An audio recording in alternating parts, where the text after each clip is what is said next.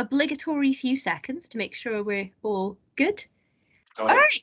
Cool. Okay, so Dark Bleatings, everybody. I have John McNee with me today, who is an author of, I'd like to say, macabre, sort of dark horror fiction. I have a couple of your books here, John. I've got Doom Cabaret from Sinister Horror Company, which was sadly closed its doors. So is this currently out of print? Out of print, yeah. Oh, yeah. I hope it makes a comeback. Yeah, I've still got a couple of copies if anyone wants one, but they're not for much longer, I'm sure. Yes. I also have my favorite Christmas story of all time, Hail Santa, which I absolutely loved. And I wish we could have done this before Christmas, but I was absolutely slammed, so I couldn't. But yeah, we'll talk about this in a little bit, because I'm typically not a fan of seasonal horror, really. But yeah, that was great. We'll talk a little bit about that. You might have also seen John making cool reels about spooky historic places. I always really enjoy those. Or from your your cooking stuff, which is still on YouTube, I believe. Yeah. Very, very few people will recognize me from my cooking series, although I have been doing it a very long time. It's definitely going to blow up and explode and take the world by storm any day now. I'm quite certain. But it's very fun. I enjoy the theme. Is it Vincent Price theme? Vincent Price. Yeah. So a wearer of several hats in horror. So if we start with your short stories, I have had lodged in my brain Welcome to the Doom Cabaret. But did I just mess the title up? Midnight at the Doom Cabaret. Sorry, Midnight at the Doom Cabaret. I've had this story lodged in my head since I read the book years ago, because it had such a it's like a vaudevillian burlesque theme to it almost for me. Yeah. Are you a theatre lover? Oh yes, certainly. I enjoy live theatrical experiences, and I am a bit of a performer myself. I mean, I love to do. I mean, as you'll gather from the TikToks and the YouTubes, and I go to open mic nights and play piano, and I've sung. I'm a karaoke buff, I suppose you could call it, and I really enjoy opportunities to do live readings. I don't get many of them, but and I've done audiobooks as well, not just mine, but I've recorded audiobooks for other people, and I enjoy all that. And that's that whole idea of performative and performance and stuff. That's always been a sort of slight preoccupation of mine, which comes through in the story. And I could have gone into the theatre and acting and that kind of stuff if I really dislike theatre people, which is a shame. But in my experience, don't get on with them at all. So yeah, I suppose it's better that I just write stories set in that world than actually have to endure it. I picked it. Well, actually, now that I think about it, there is quite it's a very dark feeling in that story, in the setting. And I was a theatre kid myself. I did so, and I totally understand, because by the time I made it to college, and I studied drama in college, we were not a group for everyone, I will say. We, especially at that age when everybody wants to have the main role, and it's kind of the same it was kind of the same in our social circle. Yeah. So yeah, it was the most extroverted introverts, though. Yeah. They're generally they're the worst, and that's why it's a good if you can have a group of them sort of crowded together, theatrical troupe that lives underground and doesn't go outside, and they're all secretly plotting against each other, and there's different power dynamics and all that sort of stuff. I think it's quite fertile ground for a story. We did have a lot of social drama as well as, Oh yeah, good, yeah. Yeah, what I really loved about that story was I don't know, you just painted the picture so vividly. It was really atmospheric, and I could just kind of like feel the place. Um, it reminded me a little bit of I think it's an episode of Angel. I want to say the Buffy spin-off where they go to this theater and they can't get out. They're like trapped in the narrative of this thing. It was like kind of like a melodramatic episode, um, Sure. where everyone's like slipping into these roles, and I I just had the feeling of like just get out, Yeah. just get out of the place when I was reading it.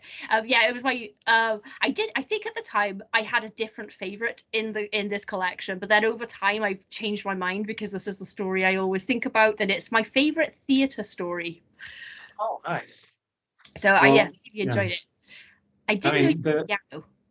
well, I was going to say one of the things that got me into writing horror stories in the first place was I was watching like a horror anthology Mhm. TV series. I was a big fan of Urban Gothic Yeah, on yeah, Channel 5, which is not particularly great, but in retrospect, but I really liked it, and I liked the fact that it was all these sort of little shorts that were written by one guy, and I thought, well, I could do that, I was like, yeah.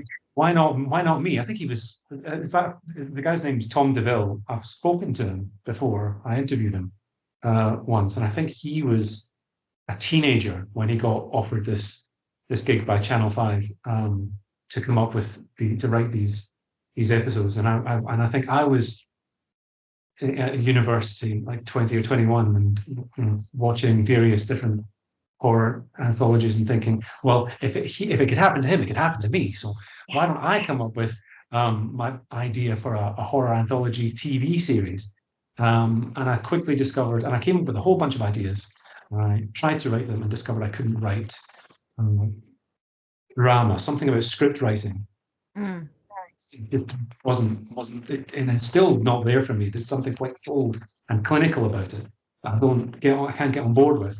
Well, I could write prose, and I thought, well, if I write a bunch of short stories, at some point someone can adapt them into television. And this is the fantasies that you come up with when you're a young kid, and that's really how I started writing my short stories. And I always had it in my head that it would be each episode would be bookended maybe by this stage with a red velvet curtain and a proper old school horror movie host Mhm. person who in my head was going to be played by Emily Booth from bits and various other things, portraying this very sort of glamorous character of Carmen, who Mhm. would be introducing each of the stories. And then, so, years and years and years go by, but it was always in my head that the last episode of the TV series would be a story telling her story.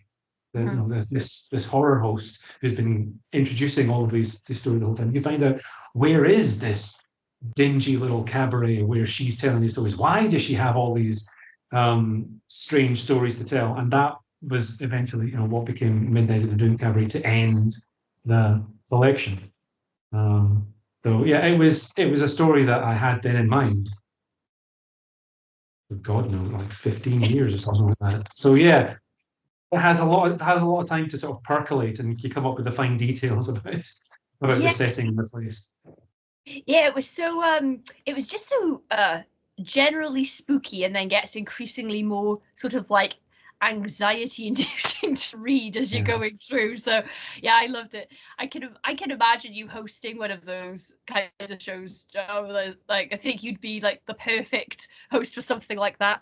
I always think it when I watch your reels because of the way Yeah. you present everything. Such good knowledge as well. You have a lot of I don't know. You're like your brain's like a little encyclopedia of all of the spooky locations of the UK. Is how I come to think of you over time with social That's media. that's yeah. That's all about the presentation style. and looking and sounding like you know what you're talking about. But that's always been one of my gifts, is giving the impression that I know what I'm talking about. It's a good You skill. know, yeah, it has its uses and it has its downsides. Like in a pub quiz setting, people think I know an awful lot until we get the answers back, because I'm very good at convincing people that I know what the answer is. But you know, I could really, oftentimes I should.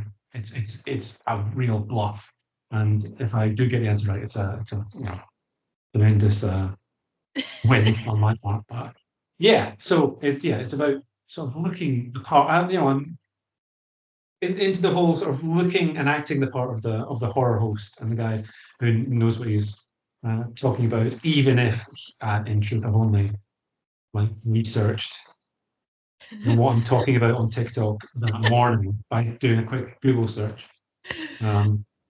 But at least I'm not using Chat GPT at least or anything Yeah, to come yeah, up with. I am doing my own research, even if yeah. it's on something to do on the booth. So I love that skill. My brother said to me once that if you say anything confidently enough, people will just believe you. And Yeah, but he uses that power to tell me completely made up facts, and then he just waits to see how long it takes me to work out that yeah. he just sold me an absolute load. It could be anything. We'll be watching a film and he'll go, "Did you know?" And he'll give me some really cool behind the scenes thing that he's just thought up. And then every time he tells me anything now, I'm like, I don't know. No matter how mundane it is. Yeah, it's some skill. Actually runs in my family because my grandfather always said that. You know, it's like it doesn't matter what you're arguing. He won a lot of arguments. He says it Yeah, really doesn't yeah. matter what your position is, as long as you speak with confidence and authority, people will eventually sort of agree with you. And only much later will I go, hang on, I keep that using wasn't right at all. entertainment. Yeah, um, so I just want to circle back around to the piano because I didn't know that about you, and I didn't know that you sing either. I guess I probably should have guessed though from I don't know, the cover of the book gives. I know it's like a book cover, so it's not your whole personality or anything, but yeah, it's quite um cabaret musical sort of. I keep saying cabaret. I like horror stuff, so that's the cabaret I know. Not like the well, lights, but cabaret's fair. I do, yeah. I mean, I've not done much piano playing or certainly no singing or anything online, so there's no reason why you would know about that. But I I play sort of it is sort of mostly jazz piano mhm. that I play, and I go to open mic nights with a friend of mine who dreams of being a jazz singer, and her end goal is to get a gig on a cruise ship, and it is again a very sort of cabaret-esque kind of duo that we have, and a lot of musical theatre type songs, you know, Yeah. Sondheim and that kind of stuff comes through in it. Yeah. So even then, you know, it's so yeah, the Doom Cabaret is it is a quite personal book to me because it really is my personality coming through a lot in just the whole sort of presentation of it. So a lot of my obsessions are right there in that book. Yeah. What do you sing when you karaoke, John? Well, it's difficult for me because I mean, there's not too many songs in my range. I have a very sort of narrow. I have like maybe one octave that I can do, and I can play around in well some tone song. So you know, I can do a little bit of a little Elvis, some Roxy music, um, some Bowie, not much, you know, but yeah, and a little bit of Tony Christie, like the old crooners. Yeah, I can do, you know, but your modern songs and singers, no rock music, nothing like that. You know, I don't have the range for that. But no Slayer or anything, John. Just- no, I go with a mate of mine who does AC/DC, and he's incredible. And oh brings the yeah, house down, and he can't doesn't have to pay for a drink all night because people are like, "Oh my God, you're so amazing!" But I don't know how he does it because very no, crowd I'd be pleasing. wrecked. Yeah, absolutely. I used to work at a family holiday park, And Oh yeah. the time I had to host karaoke night in like the pub section, my manager, this was a hazing thing, by the way, I didn't know. My manager told me that if nobody got up to start karaoke, that I had to. And singing publicly is my worst. I can't stress enough how bad of a singer I am. It's actually become like a running joke with my family. Like, I'm not in the right key. I don't even know I'm not in the right key. I'm tone deaf. And my voice is bad. So I panicked because no one signed up, and I was basically begging people. I was like, please, somebody kick us off. And then I had to do it, and because I didn't know what to do, and it was just a fearful time, I did the Fresh Prince of Bel-Air rap. Yeah. I didn't know that it was much longer than just the TV intro from the show. It's like really long, and it's fine when you know all the words from that one section. But then it carried on, and I was like, oh my god, like trying to keep up with it. So that was a crash and burn. And then I looked in the corner, they were all laughing, and Yeah. Elijah's like, I was just joking. You don't have to do the carry. It's open if people want to do it. And I was like, oh no. So, It is interesting, isn't it? It's like a lot of people. It's a very common sort of fear among people, just the absolute terror of performance, of karaoke. It's a lot of people's worst nightmare. There should be more horror stories about it, really. I think it's because, as I said, I was a theatre kid, and Yeah. everything that's like running that you can audition for when you're a kid is always musicals.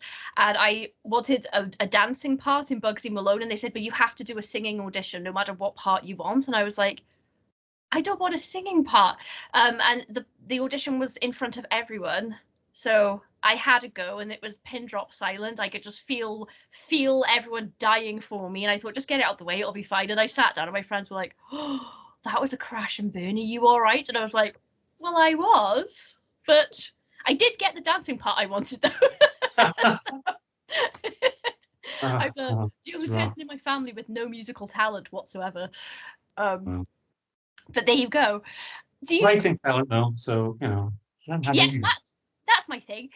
So Yeah. it's fine. Do you compose at all on the piano? No, no, and I've tried to, and I can't write songs either, and I can't do poetry. Oh, Um, yeah, I can't at do least poetry. you try various different things, and then you discover that no, no, no. You've got to figure out where your strengths and weaknesses are. Yeah, I think you found your footing in horror fiction. I think you're a really good, verbally or in written form. I think you're a really good storyteller, and you have your sort of writing style. I don't see very much. I feel like your voice is kind of a mix between like old classic and contemporaries. So it's kind of like, I don't know if anyone would be able to guess where in time you've written your stories. Sure. Sometimes, if Yeah. that makes sense. Mhm. Yeah, there's like a classic gothic feel to your work, no matter what the subject of the story is, which is Yeah. something I think that makes your stories stand out to me. I really enjoy them. Um, I think that's fair. I mean, one of my biggest icons, as a lot of people will know and guess, is Vincent Price, and that's who was really my introduction to a lot of horror. Was watching a lot of his old 50s and 60s movies, and I think my some of my favorite horror films are the ones he did with Roger Corman, the Edgar Allan Poe mhm, sort of series and stuff. And those nights, and where it's gothic, camp, and it's colorful. Um, there's no gore, and mhm. there's no graphic nudity or swearing or anything like that. And I think what I do, my approach, is to kind of tell those kinds of stories, but add in a lot of violence and gore and modern day brutality to this sort of old sort of kind of take that old fashioned approach and maybe add in sort of the more modern, shocking sensibilities, sort of Yeah, blend the two together. I found that I'm a big fan. Obviously, I couldn't go watch any of this stuff live back in the day, but there's like a real Grand Guignol feel to your work, Yeah. especially in Hail Santa, which I know it's January. I don't care. I'm gonna talk about it anyway because I just feel like you could read this any time of year and just have an I think so as well. Yeah, I 100%. I don't understand why sales just fall off a cliff at this time of year. You know, seem to be doing really well, really Yeah, well, and then they just vanish, and I don't understand why. Why? Surely it's Christmas stories are good all year round. I think. I think. And well, it'll circle back round though. You'll probably just get a spike every year when you're coming up to the Yeah, season. that's the hope. Yeah, So, Hail Santa is about a particular little town that there's some quite wild Santa lore going on. Um, it's absolute carnage, and yeah, but it's so much fun to read. And the reason that I don't tend to enjoy Christmas stories, especially, so this is like, I can't praise this more. I especially don't feel drawn to Santa stories because I feel like I have seen or read every iteration of what you can do with Santa in horror until I got here. mm, And I was like, oh my gosh, this is folk horror, basically, with Santa. And I just, I don't know, I just really enjoyed like the entire experience of reading it. How Santa was really scary, and then he's like a spreading disease almost with the people in the town, the kids and everything. What I have to ask, what inspired this? that's a good question. So like I mean, I always loved. I'm a big fan of Christmas, and I loved Christmas horror stories, and I think it's a really spooky time of year. I associate Christmas with ghost stories for Christmas, and A Christmas Carol is ghosts and stuff, and there's gremlins and various other good. Um, and it is, and Santa himself is quite fantastical. The lore around Christmas time. And I, like you, I think, was turned off by a lot of Christmas horror stories, which mostly involve serial killers dressing up as Santa Claus to get themselves into the house and kill people. There's one good example of that, which is I think Tales from the Crypt with Joan Yeah, Collins. That's solid. That's good, but I yeah, think it's been done to death ever since then. But I always wanted to do a Christmas horror story and figured I would. And so I had sort of various ideas and themes percolating in my head. You would see sort of anthology calls come up every couple of years for stories, sort of the anti-Hallmark horror mhm, stories. And so you think about, well, what would it be in a Hallmark story? You've got the small town that really celebrates Christmas better than anyone else. You've got the hard-nosed businesswoman who comes to town to turn it into, to rip yeah, the heart out of the place. You've got, love blossoming between, unlikely characters who also have to, save the town through um, some seasonal means. So you've got all these different elements that would be in a Hallmark movie, and that just sort of rattled around in my head for a while without an actual proper story. But what inspired Hail Santa directly was that I was not actually looking for a Christmas horror story. What I wanted was a Slender Man story. Um, right? So, oh, I mean, Slender Man was I think he's like probably the greatest modern day monster. mm, That's certainly since the turn of the millennium. We've had an actual urban legend created through creepypasta, and it's just fantastic. And there's been all these different um, types of media stories that have been and computer games and all that sort of stuff that's come out with them. And I don't nothing that I've seen has really been that good for me mm, personally. None of it's quite worked. And I never saw the Slender Man movie, which came out a few years ago. I did watch the trailer, and I was thinking, well, I mean, which got into my head. I was thinking, and I heard criticisms of the mm. film and how the story just sort of turned it into a regular teen slasher type of thing, and that got my mind going, thinking, well, if you wanted to do Slenderman story and do it properly, how would you do it? And I was never going to write a Slenderman story. I Mhm. could come up with something and then create my own Slenderman type character. And somehow thinking about this, what Slenderman would do, how, because in the lore, Slenderman um, kind of targets children and manipulates them and makes them all these promises. It's like, if you do this for me, I can, you can come live in my mansion in the woods and you can have a wonderful time and blah, blah, blah. And, and adults don't believe in him or aren't troubled by him, but he convinces kids to do that. And somewhere in this whole process, it struck me, I mean, who does that sound like? Yeah. That kids believe in him. He says, if you do this, if you be good all year round, you will get these rewards, and all you have to do is do it. And he sees you when you're sleeping. He has these incredible powers to travel around this magical gift, and don't get on his bad side, or you're going to end up on a list. It's like Yeah. it sort of realized, it occurred to me that Santa Claus is this potentially already this very powerful supernatural figure who, if he did exist, or if some kind of entity with those powers existed and managed to turn the existence of the Santa Claus myth to its advantage, Mhm. then it could clean up, in a situation if it had sort of a certain town in its thrall. So that's where it came from, and the rest kind of falls into place the more you sort of think about it.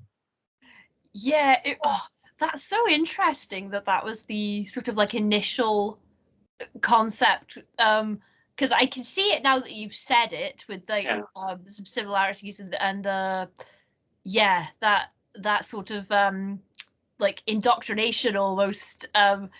I just a lot of images have stayed with me since I read that because he gets increasingly grotesque and scary. And it was just it's such a fun book and yeah, definitely my like it's one of the only few Santa stories I even like, but it is very top of my list. This is probably going to read it every December, I think. Um, yeah. Well, I fun was another thing. Fun is another thing to aim for. I mean, I've been reading, as you do. I read a lot of horror and modern horror, more and new horror, and horror tends to go in cycles, I think, and there's certain things are more fashionable now and get picked up by publishers more often than TV stuff. And there's a lot of very grim, depressing, traumatic horror around, which is fine. yeah, I'm not saying it's bad, but there's an awful lot of it. And whereas a few decades ago there was a lot more horror that you would call fun, yeah. and that's what I miss, and that what I'm kind of trying to bring back in my own way with some of my own writing, and particularly if it's Christmas. I don't think I don't think you necessarily want a book that's going to sort of bring you down. Yeah, Um, depress you for the, before for the season.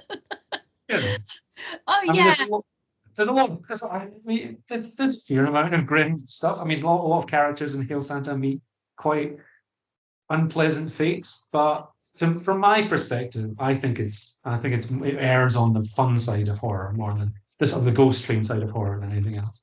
yeah. I feel I got the same sort of joy out of it, like as I would with Tales from the Crypt Keeper, or one of those like great anthology shows where like the story's really dark, but it's done in it's like a fun, entertaining way. I do Yeah, like.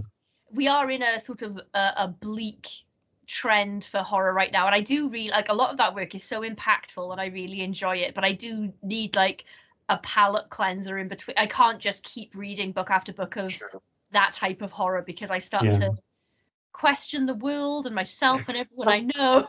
yeah. exactly. Yeah, I got to throw a little fun in there as well. I'm a big fan of the sort of like late 80s and early 90s horror, especially like Stephen King in his era of, murderous floating vending machines and the Tommyknockers and stuff like that. Absolutely, yeah, yeah, probably, yeah. So yeah, monsters and mayhem and good old fashioned kind of, yeah, and yeah, yeah, a light, oh, well, slightly lighter and campier kind of stuff, but sure, stuff that's not going to necessarily leave you um, with having to go see a therapist. Yeah. Is the sort of stuff that I do. So yeah, some things I read, I have to go and watch an episode of something silly, like Malcolm in Yeah. the Middle or something like that, just to clear my brain before I go to bed. If I've read Mhm. it's Mhm. pages. Um, do you have any sort of favorite contemporary works that you like that similar to like the kind of thing that you like to write? Oh, favorite,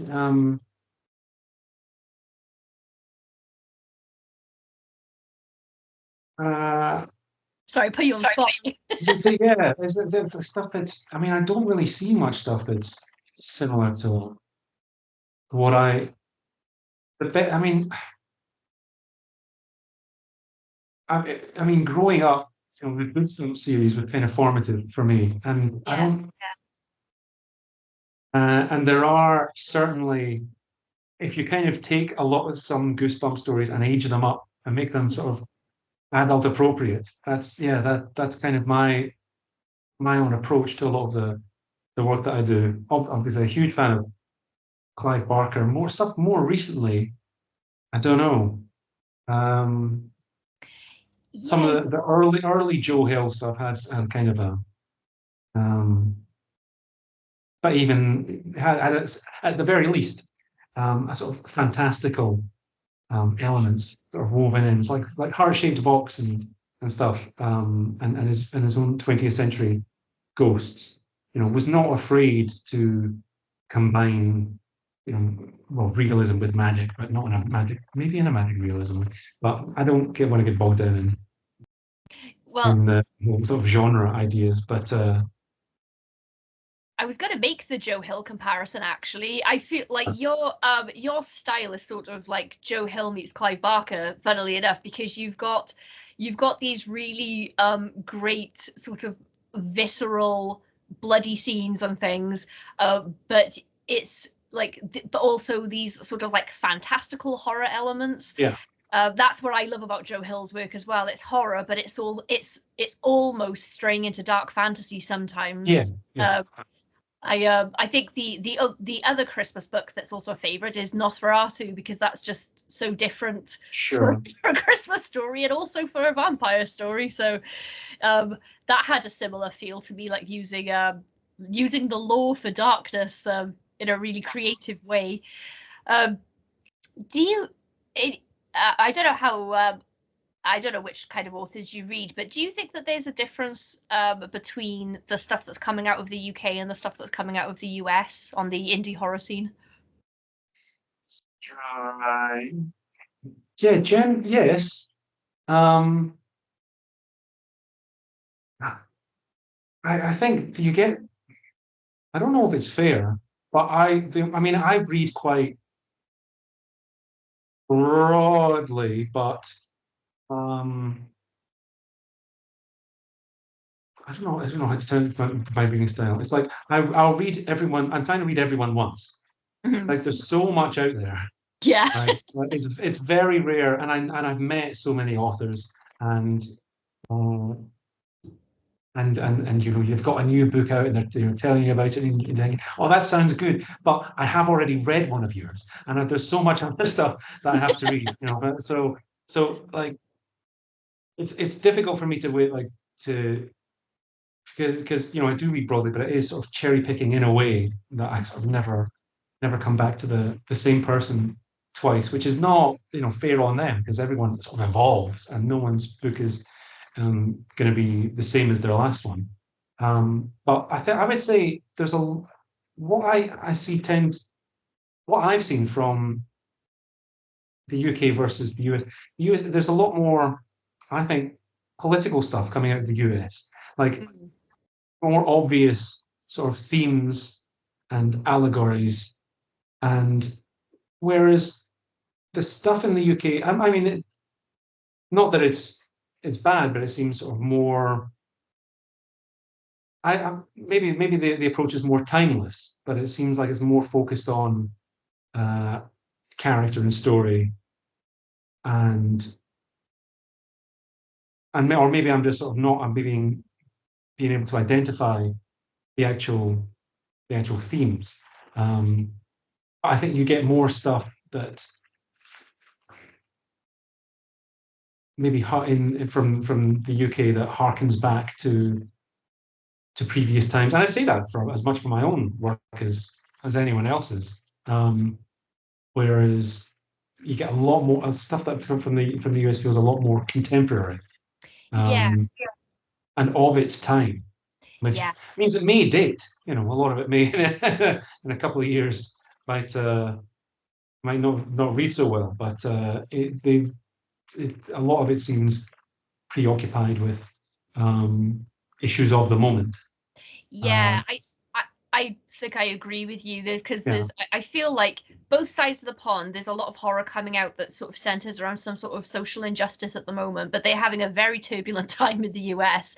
And I feel like it's coming out in like these anxieties that everyone has. I've read some really creative horror stories, but they are definitely politically slanted, which isn't bad, but I've noticed that as well. It's mm, uh yeah, I feel like it's the current state of especially indie horror fiction is I feel like it's gotta be marked in time as you know like when you have those like decades where a certain type of film is really popular for a while like oh well that was because people were yeah. afraid of the war and Mhm.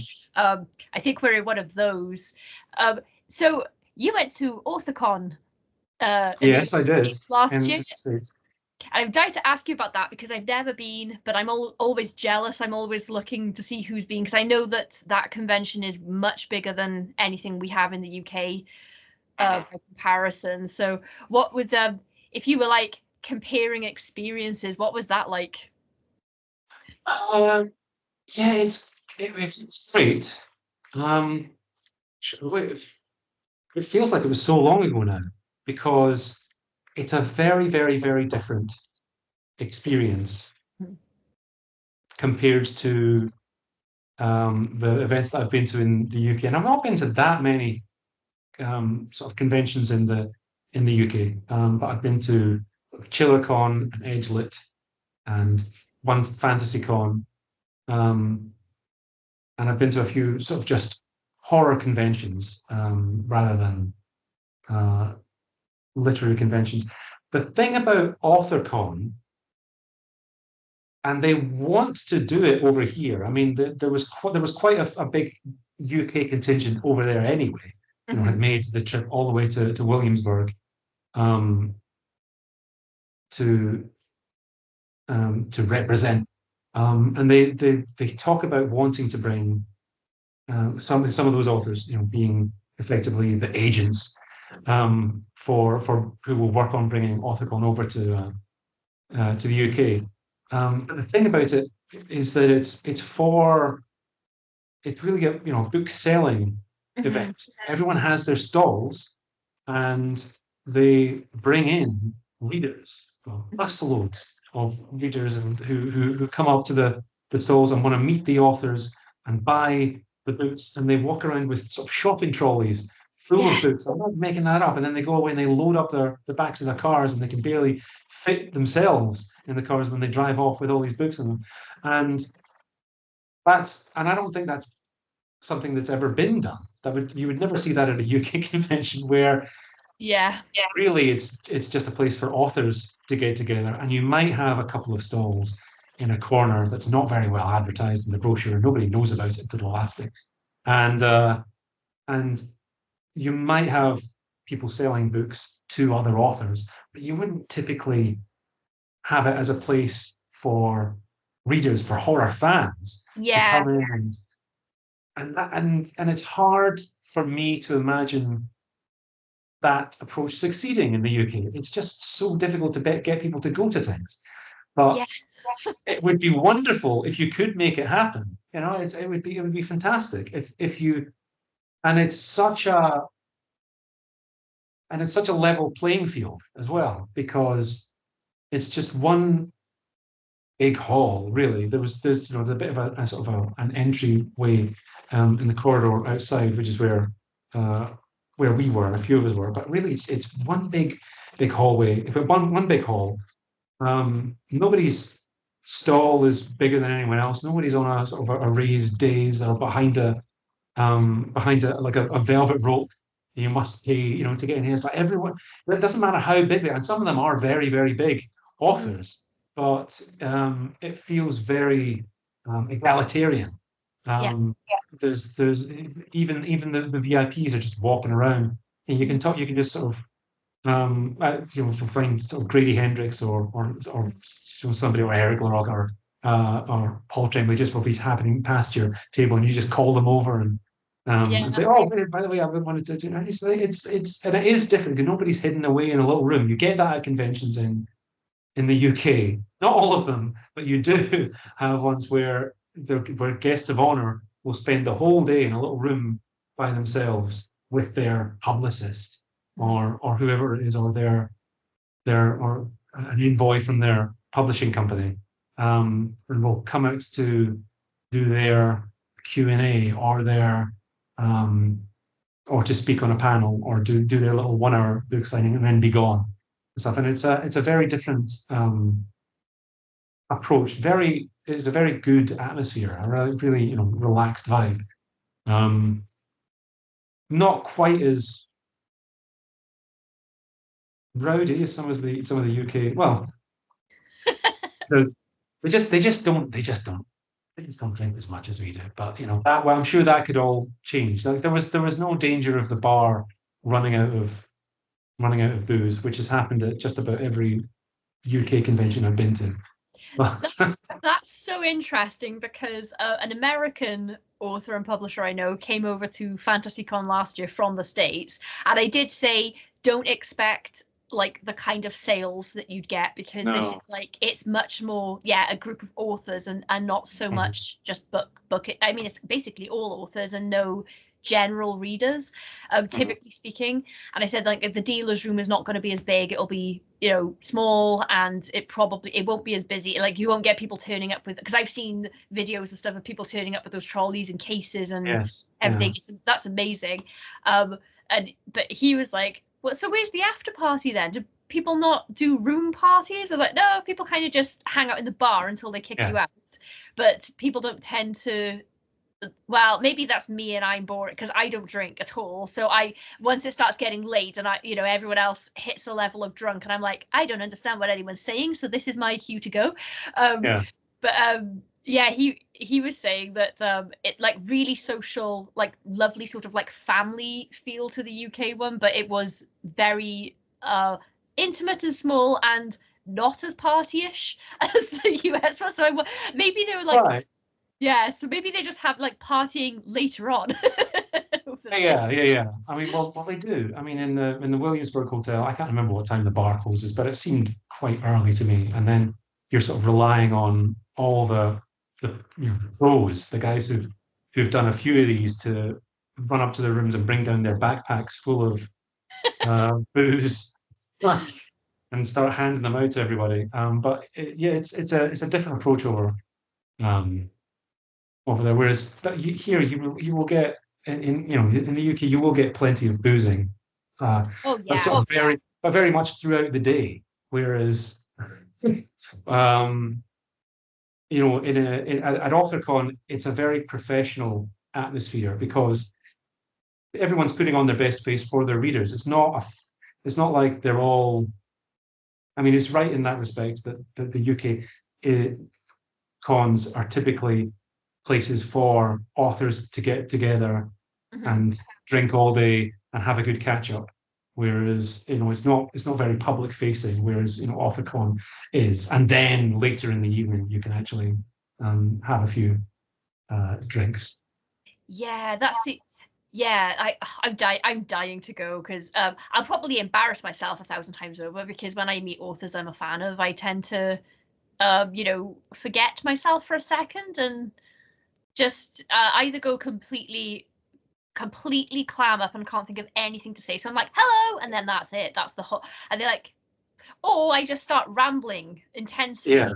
Chillicon was the one for me where I came home and I was like, well, I've Yeah. had an embarrassing time. But I did get to Yeah. meet everyone. But I just remember rambling to Mick Garris Ah, incessantly yeah, about yeah.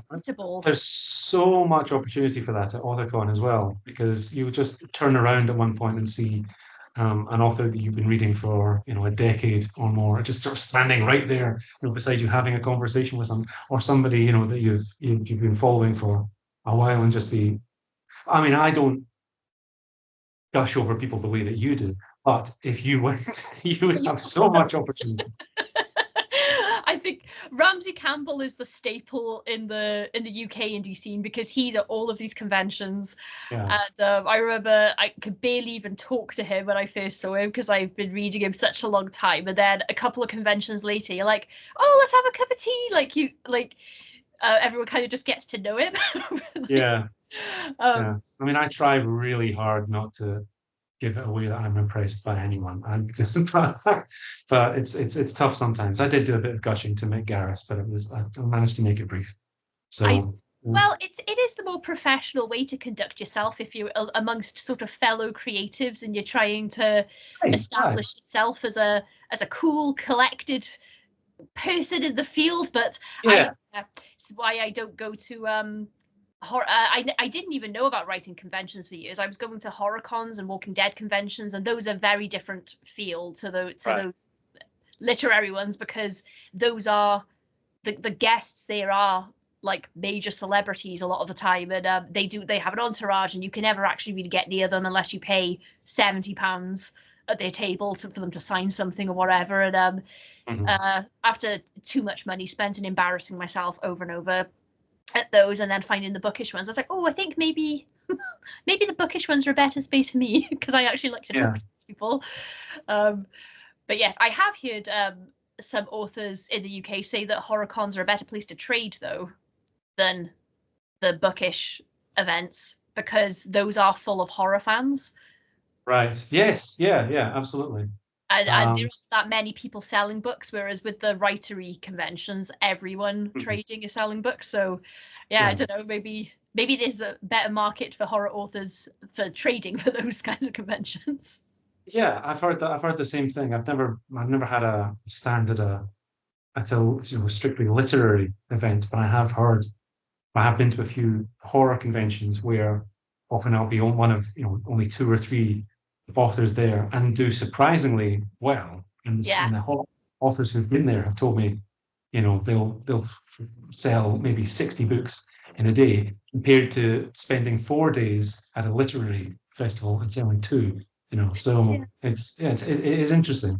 Um, I think Again, I don't know how an AuthorCon uh, event would work in the UK, but it's certainly worth trying.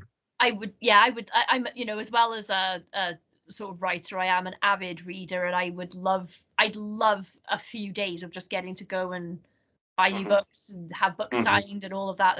Yeah. That'd be wonderful. Um, what are you working on anything right now? Yes, I'm always working on stuff. I don't know what the next thing is going to be that comes out with my name on it.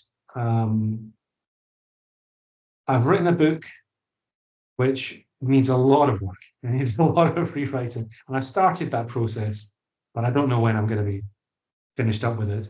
And I am writing stuff. I mean, I have been publishing stuff over the last year, but it's typically stuff that I've written under a pseudonym, Oh, and just publishing online through Godless. Um, and that's because there's certain ideas that I have, and certain stuff that I want to get out there into the world that I don't actually want my name attached to for risk purposes. So I'm also as a bit of an experiment just to see how um, things go in the whole sort of self-publishing ebook only world. So yeah, I've been doing a fair bit of that.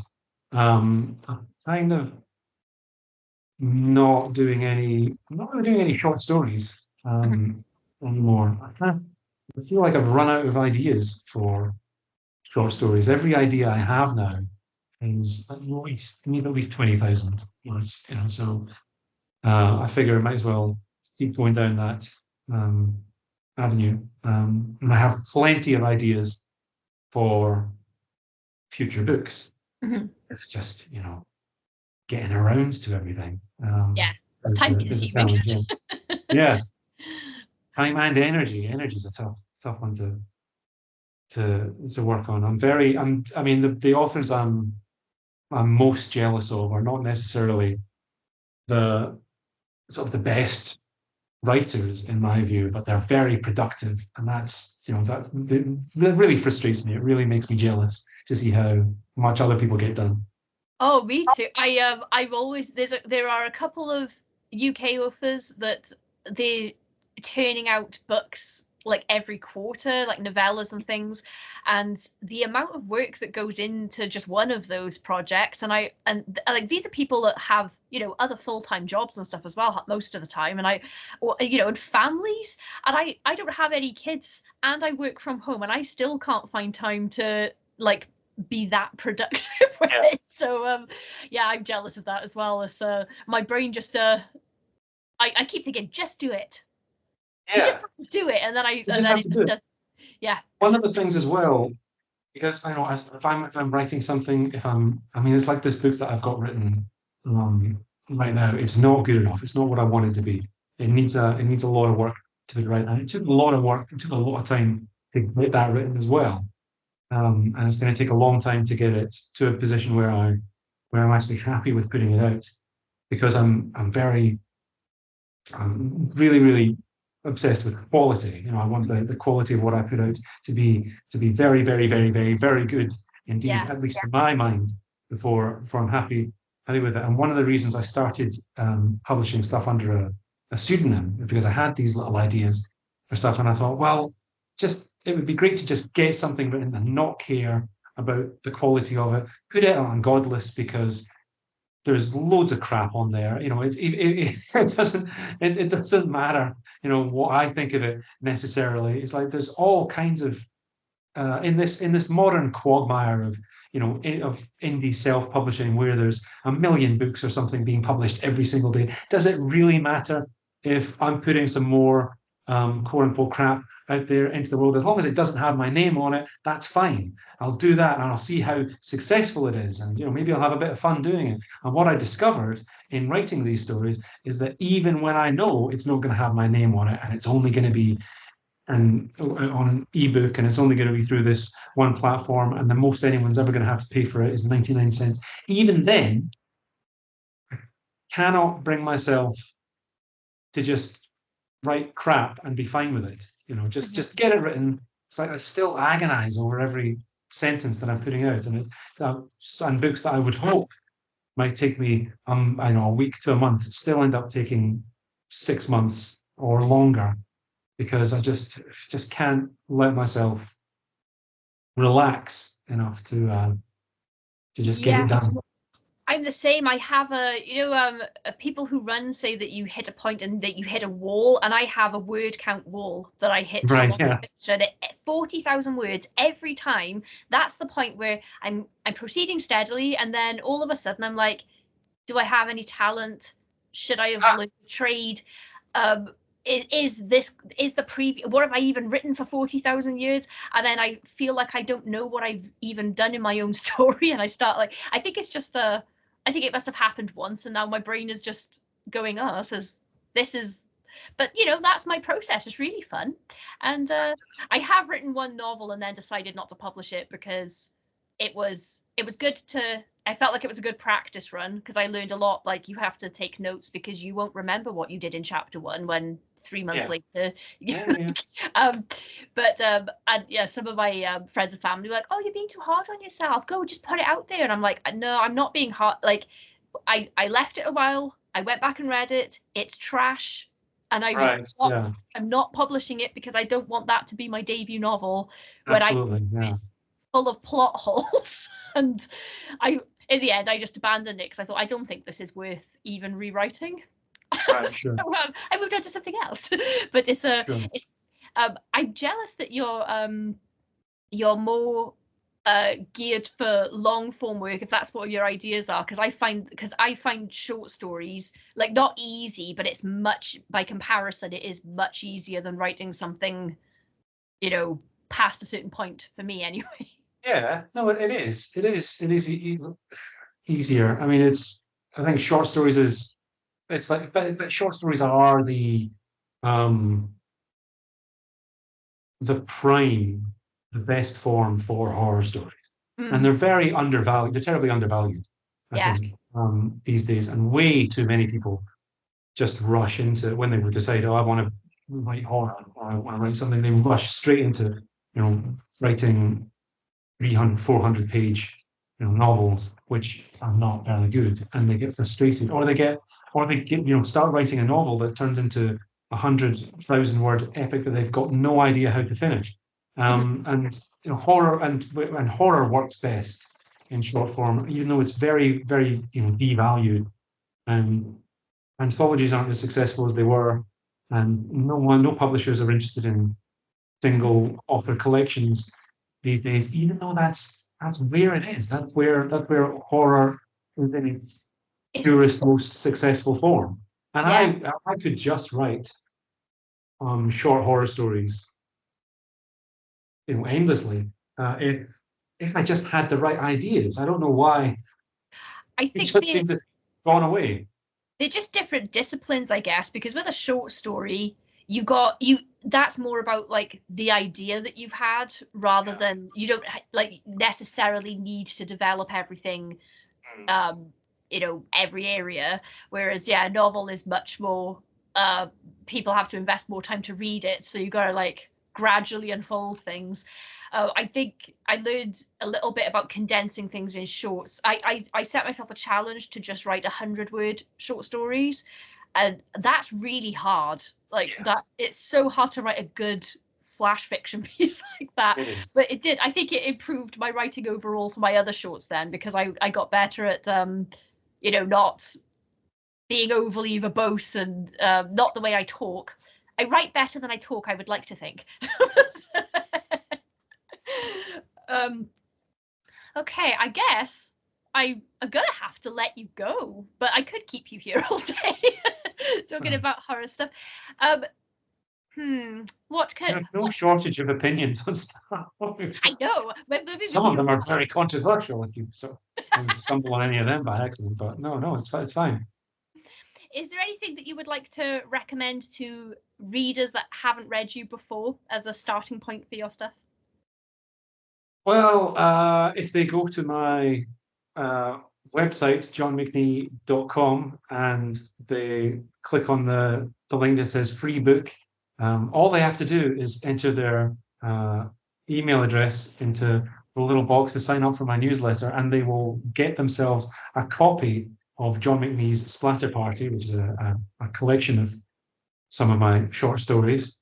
I would love to recommend Doom Cabaret as well, but that's not available anymore.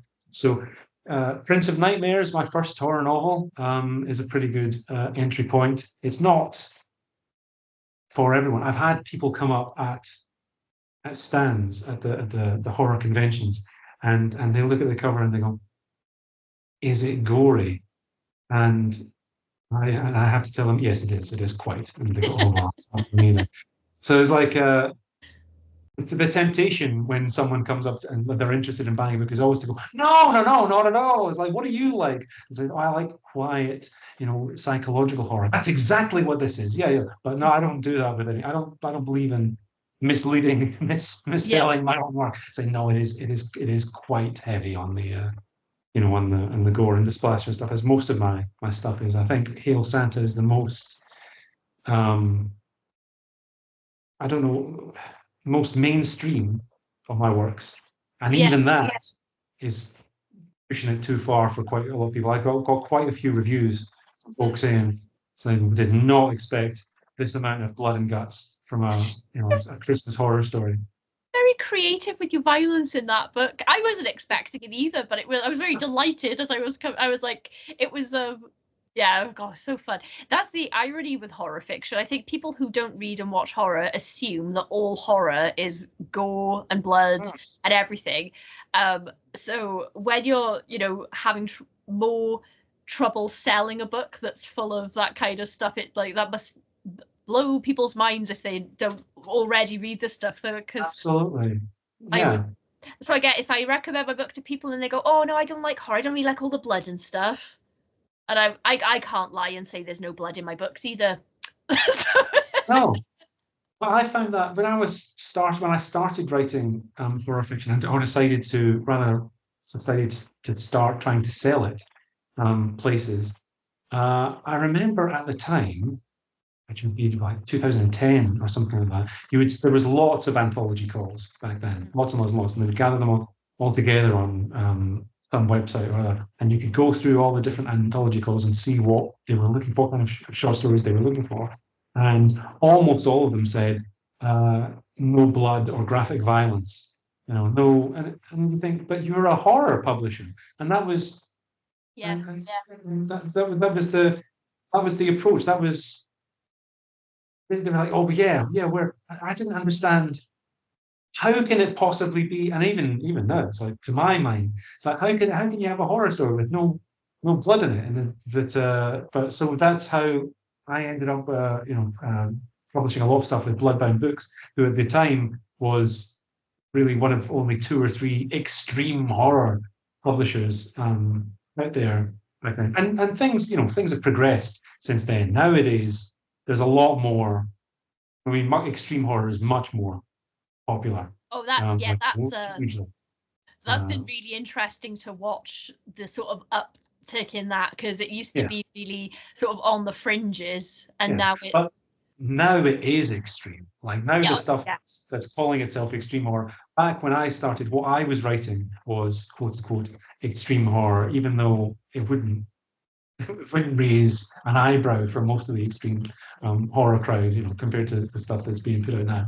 yeah. I spoke with Eric LaRocca last week, and he's an extreme horror author, but by comparison we were talking about how it's not necessarily like a quality scale or anything, but there are definitely different sections of extreme horror. So his work doesn't fall into baby in a blender sort of territory Yeah.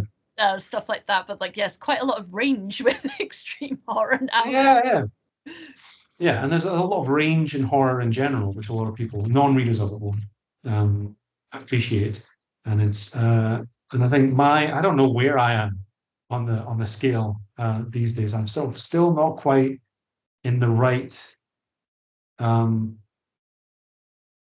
quite in the right camp, or maybe I'm just sort of a bit of an I individualist or something. I don't know, but I think that I think this will like become apparent later on down the road, but I think that you're trailblazing right now because yeah, like I said nearer the start, yeah, your work is very it's got this it's such a good mix, because yeah, you do have this sort of violent bloody edge, and you don't shy away from any of like the really fun stuff, and there's like ever so slight sort of like camp classic horror feel to it, but it it also it's like I don't know, it also has like a horror literature feel, which is like it's such a good combination, because you get all of the fun of like the more pulpy horror, but with more, yeah, classic storytelling, I guess, is how I think of your work. So that's fair. Sort of picking all the stuff from the different places that I yeah, like. and Yeah. making a new style out of it, because Mm. it is hard to compare you to other authors. I Um, think so, yeah. But which is a bit of a challenge as well, for marketing purposes and for building an audience, they want to know, well, which author is this guy like, or an agent would ask that. It's like, well, oh who are yeah, you like? So I think, well, yeah, agents always ask at the that. moment, it's tricky. It's tricky. So it's a double-edged sword, trying to have your own voice while also trying to be successful. Yeah, It's not it's a difficult tightrope to walk, but know. Well, I think all of the best creative work comes out of people who are doing something a bit unconventional in their field. So it's just, I Sure. guess you just need time for more people to come to you and find your work. Yeah. And then, Yeah. yes. So, okay, cool. I'm going to put the links for your website and Hail Santa, all the stuff we talked, and your social links as well. I'll put in the description for everyone so that they Sure. can Sure. find Yeah. you and stalk you online as I like to and watch your reels and Mm. keep up with your work. I'm so curious about your pseudonym, which no, I'm not going to Oh, ask. yeah. That's another thing. If you sign up for my newsletter, I tell people in the newsletter what my pseudonym is because I need somebody to know so they actually go and buy these books. I just can't advertise it publicly for the Yes. sake of my own job, but Yeah. for my day job. But I will tell people in the newsletter what one of the pseudonyms is. There's another one that I'm not going to tell anyone ever, I don't think. But yeah, but at least one, I will share to the select few of my acolytes that want to join me on the newsletter journey, which is I send very, very rarely, by the way. Well, yes. Okay. Well, you heard that here. Like, I'm going to be on Godless now, passing everything, trying to find which of these authors are you. Oh, it's a good guessing game. Yeah. Yeah, take If a look. anyone has any thoughts, anyone who reads John and enjoys ebooks, if you have any thoughts, put them in the comments. So this would be a really fun game. I'm sure. Can't give a prize because John can't confirm that one. So Yeah. we'll just speculate together. Thank you so much for making the time to do this, John. It's been a while since I actually got to speak to you and see you, and I Yeah. have missed your snazzy jackets. Well, this is a first time outing for this one, incidentally. Oh, it's a jacket debut. It is. Yeah, for years now, red velvet has been very, very difficult to get in menswear. I don't know the reason why, but this is a new season, new collection. So yeah, expect to see this at a future event. Yes, if you're trying to find John at a convention, wherever you are in the world, if you see a snazzy, lovely jacket like this, that you Yeah, probably found him. yeah, Cool. All my right. Well, signature. we'll sign off the standard sign off here because we're goats. Because Happy Goat Horror is bleat. So I'm just going to wish everybody a lovely bleat.